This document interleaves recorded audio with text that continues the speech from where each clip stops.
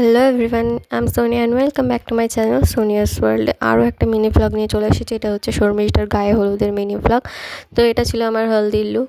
তো ওখানে পৌঁছাতেই সব বান্ধবীরা মিলে আমরা ছবি টবি তুলছিলাম। আর এই বান্ধবীটা তো গিয়ে রিলস করতে স্টার্ট করে দিয়েছে।